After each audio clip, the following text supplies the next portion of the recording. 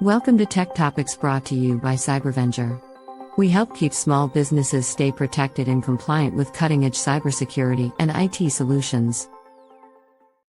Hello and welcome everyone. My name is Andy. I'm the managing consultant for Cybervenger. Today we're doing another deep dive into the 110 controls of the NIST 800-171 standard. For those who don't know what that is a standard that is demanded of that the Department of Defense demands everyone follows if they're handling or producing CUI, controlled unclassified information. Now, if you want more information on that standard and who that applies to, we've got a video for that. Check out our channel. Just search for that. But today's control is 3.4.6 and 3.4.7. Now, I'm doing two of these controls because they are so similar. They're practically identical. And anytime that happens with the NIST standard, I feel like the creators of the NIST 800-171 are trying to point out a subtle difference that's being missed. So they're putting out two controls. They're practically the same. There's some subtle difference, and that subtle difference is important. These two controls, I'm actually really having a hard time finding out what that subtle difference is. So we're going to go through it together. I'm going to pin in kind of my thoughts here. You know, the NIST 800-171 isn't so new. CMMC certification is definitely new. But I still think as an industry, a lot of people haven't really jumped on this like they should be. We're all kind of behind the curve, which is not a good thing. We need to be able to secure our defense industrial base from outside threats. There's plenty of those today, right? I don't want to get into politics here, but it's certainly worth spending the time and energy on.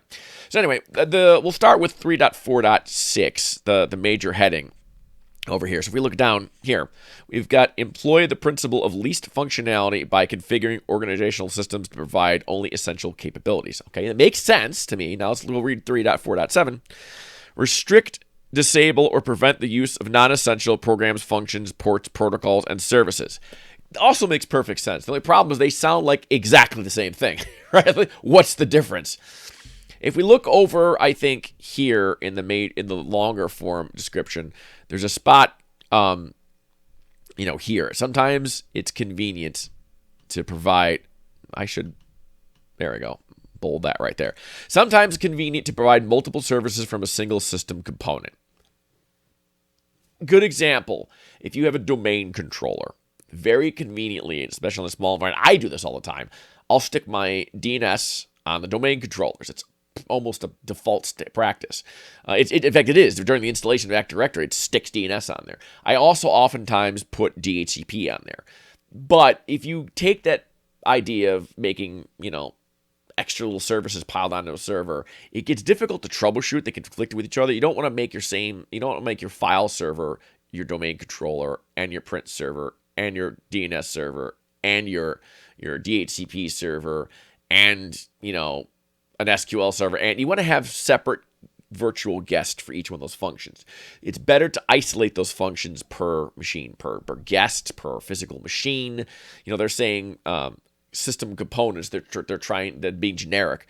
To be a little more specific, I think a system component is going to be a virtual guest, and Hyper-V, a VMware, or Nutanix, or some environment like that. It's a virtual guest, or a physical server. Now, they may be talking about other things like they're trying to be generic, and maybe they're talking about a NAS. So you can have a QNAP NAS, and those QNAP NAS are really cool for smaller environments because they do all kinds of cool stuff. They're not just storage.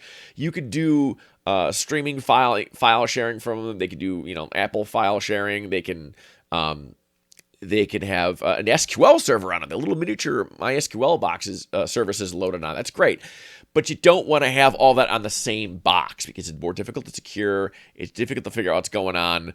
One thing you can do in security in intruder protection is if you have a single node and people are hitting it with SQL port traffic and file traffic and domain controller traffic, it becomes obvious that maybe someone's scanning that node to see what it does. And a port scan is kind of something the bad guy would be doing. Typically, right? Or a security professional. But, if you set off the alert because you're doing it, you know that you're an exception and not to worry about it. But if you have one node that does actually do all this stuff, you're going to see it all. It's going to be a jumble. So separating that out, your nodes, your server-like nodes, into doing one function at a time. I think that's what they really mean in 3.4.6, not so much saying turn off bloatware.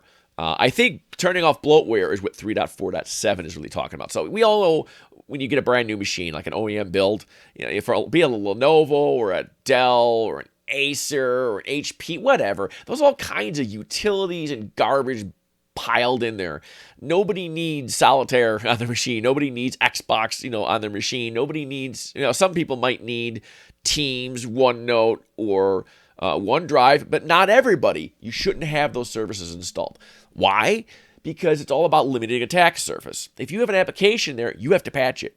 It's another burden, another patching burden. If you don't need it, get rid of it. And that's even something simple like maybe you don't need Office on a computer. Maybe you're just running, MyTrack or 4D or Sage or whatever, and that's all this computer does. Just have that application, don't put Office on it. Plus, you'll save licensing, that's a good thing. But it's one less thing that might be broken that a bad guy could exploit. If it's not there, they can't exploit it. And none of these programs are inherently insecure or bad or anything. It's just every program, no matter what you do, every program, every port, every service has a certain amount of inherent risk to it. By themselves, that may not be that big, but you add them all up together and the risk starts to go up. Why take unnecessary risks? Keep your network simple. It's also easier to troubleshoot. It's easier to for intruder protection to kind of see what's going. It's easier to log. There's just less stuff going on.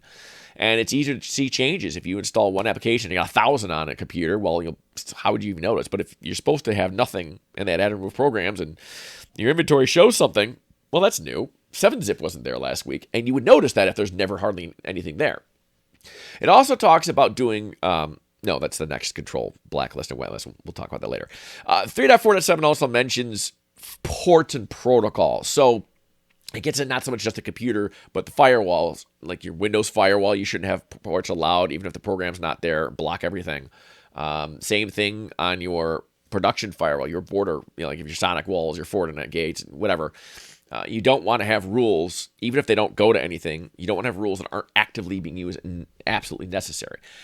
That applies to programs that people don't really need. Like I've got a client, they use a web version of their file server, so they have a program that allows the files to be accessed by the web. I mean, it's not a bad program. It's got 2-factor and it's logged pretty well.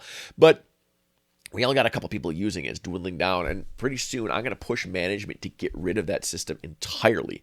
Yes, there's people using it, but if we can thin it down, if there's 2 or 3 people that are mildly inconvenienced, it's better that 2 or 3 people be mildly inconvenient. I think it's important. It's a business decision. It's not up to us, but it would be better to have people mildly inconvenienced and not even have this application at all than to have it there and expose ourselves, even if we're taking good risks and have good controls. It's better that it's just not there. And that's the principle both these are kind of talking about. Even though there's so much overlap on these 2 controls, I would have made them one control personally. So we kind of want to figure out what is that commonality or that difference between the 2. It must be something that's important where they bother making 2 controls. So if you look down at 3.4.7, let's go to the detailed section here. I'll just read the whole thing. Restricting the use of non-essential software includes restricting the roles allowed to approve program execution, prohibiting auto execution. Yeah, that's a good one. You don't need. I'm not a fan of auto play or auto run on USB devices. That should be turned off all the time. We're going back to program whitelisting and blacklisting, restricting the number of program instances. It can be run at the same time. That's something. I mean, that's a licensing too. You want to do that. So there are some subtle differences, subtle suggestions they make in each of those detailed descriptions, but none of them really differentiate each other. So you just get to kind of take the theme of both of these 2 controls together. That's why we're making this video as one video. I think you don't ever want to run systems of any kind unless you need it and you can prove that you need it and that you documented that you need it. That's important too. Remember, always document. Document what you're doing and do what you documented you said you'd do. Real important, and you don't want those 2 to not match. So anyway, I think that covers those 2 pretty well. So I'm gonna leave this video at that point. Thanks for sticking with this. It's a little longer video, but we got 2 controls done, right? So look forward to seeing you in the next control. Thanks. Thanks for watching. We hope this video has provided valuable information to you. Be sure to share this video with other small business owners to spread the word about the importance of cybersecurity. As always, don't forget to like and subscribe for more videos like this. If you want more information about cybersecurity, visit us at www.cybervenger.com.